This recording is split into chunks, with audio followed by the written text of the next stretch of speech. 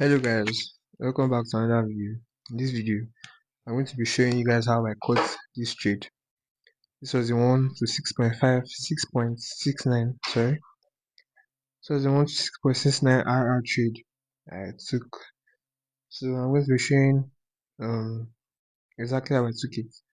So if you want to see the before and after, I'm going to drop my TikTok page, the handle. I'm going to drop it in the description. So do to follow my TikTok. Thank you. So going into this trade, I'm going to be giving the recap on how I caught the trade. Okay, so guys, as usual, I use my daily and my weekly zones, right? But in this scenario, checking the weekly time frame, I was not seeing any. I use the daily and weekly to plot out my top down levels, top down analysis level. But from here, I wasn't really seeing. I, okay, now I'm seeing, but with what I did not just want to add this level right here. I did not just want to add this level for a reason. So, but we get on to this thing. So I use the daily time frame. So on the daily time frame, and mind you, I'm still expecting AD to go up to this weekly level. This is a weekly liquidity. I'm not using it as liquidity level, but I'm expecting this level to be tested. So it's like a new target level.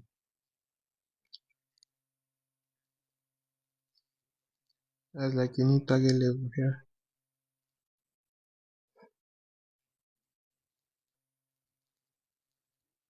So I'll be watching out for when I'll be looking for price to go up to that zone. So that's still I'm still bullish on AD now. Okay, now so as I was saying, on the daily time frame, that's when I use my that's when I marked out these three zones. Right. So now these are the zones this is why I marked this zone. So I saw this touch. I saw this touch, this one, and then price was currently at our zone. Now for this second one, I just saw this one, and I saw this one had a little touch, so I just said okay, it was a good one. And then you can see this week up here, and final one was here, right? Then after that, as then after that, I marked out this one. I did not probably mark it out, but this one was meant to touch it. I'll refine that later. This one too touched it. Because if you see to line charts, you see that there's a touch there. I see it. So it touched it with the wick. This one too touched here. Then this one here. So that was all I. This was how I plotted out my zones. So now, um, moving to how I started my analysis. Yeah, I went to the 4 hours time frame to check for my structure.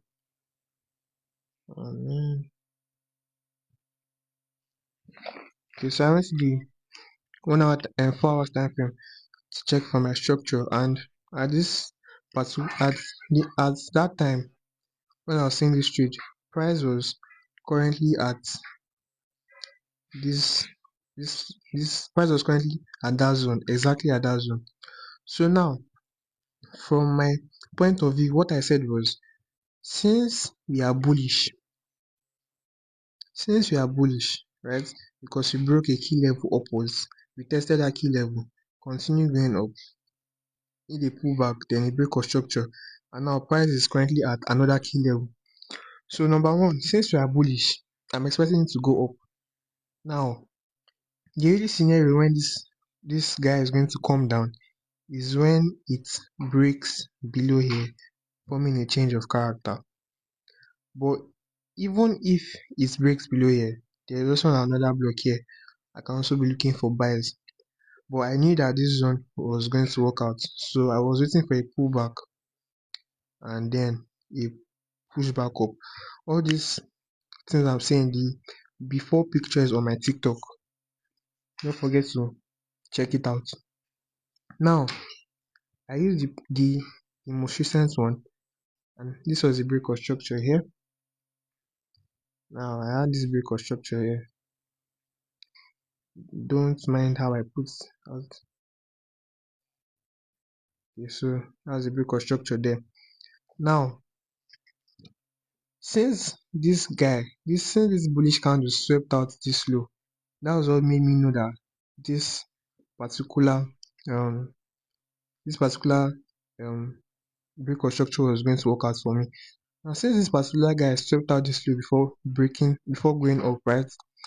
I said, okay, then this other block is a valid one. Then I marked out, actually I marked out this low as my other block here like this,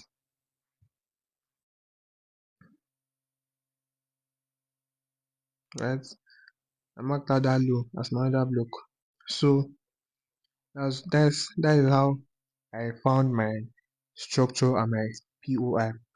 Now the next step was for me to find liquidity on the 1 hour, but I marked out my liquidity level on the 4 hours because it was already clear.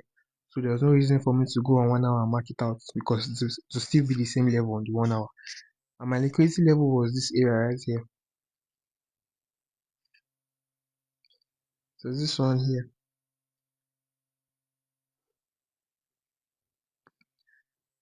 Now there are two reasons why I marked out this zone as my liquidity. Now this is one reason. This is a structure here. There's a structure like this. So now let's say there's another block here. So now if price touches that other block, if maybe it traces up back, then comes back, sweeps this low, and then still in the range of that other block, right? And then changes character, just expect a small retracement, then buys, right? So I'm going to leave this here. So this is a structure I want you guys to remember, right? So that is exactly what happened here on the 4 hours time frame. Now on the 4 hours time frame, if you are to use like a bigger picture for our other block, you would use this full one, right? And if you check, price touched this here, right? So now when price came back down here, sweeping this low, that's why I use this low as my liquidity. When price came back down, sweeping it, right? Then I remember the structure I showed you guys there. It's the same exact thing. Then it touched my this was also another block here, right? Then it touched it. Now I went directly to the 15 minutes. I went directly to the 15 minutes because I left 1 hour. I've already marked my liquidity on the 4 hours, so I left 1 hour. So I went directly to my 15-minute time frame, and mind you, on the 4 hours time frame, my target was this external liquidity here. This was external liquidity here. So that was my target, right? I remember for me, long term, if you want to target long term, you can use this high here. I'm still expecting price to go to that high. So I went to the 15 minutes to start looking for my entries. Now I did not enter directly on off this my files that block. I always wait for confirmation. Right? So now on the 15-minute time frame, I was not seeing anything like um how let's I was not seeing anything like a change of character as it touched my other block. What I was seeing was a mitigation block. Now does mitigation block form? Mitigation blocks form like this. If you have a low and a high and price fails to break lower, it makes a higher low, then goes up, right? The last bullish candle here is your mitigation block, right? So you're expecting price to come back into it, then buys, right? So Just put it out here so you guys will see it. So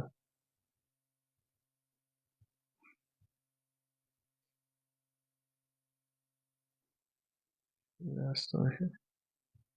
So that is exactly what happened on the 15 minutes time frame here. And you can see this was this was a low, a high. The price feeds come lower, then it broke above this place upwards. Now the mitigation block. So note, mind you, it is either you use the last bullish candle, or you use the series. Like if you see like 3 consistent bullish candles, that's you can use it in sell scenario to be bearish candle. So in this case, I marked out, there were 3 here. I marked out these 3 bullish candle as my breaker block. Sorry, yeah, my mitigation blocks, not breaker block. Yeah, so you can see price came and mitigated it, right? And you can also mark out this last one because price did not reach the low. Price came and mitigated it, but I did not enter off here, right? I missed this entry. It is all on my TikTok. I missed this entry. So after that, I noticed that there was a breakout. So this was the shift here. That was a shift there.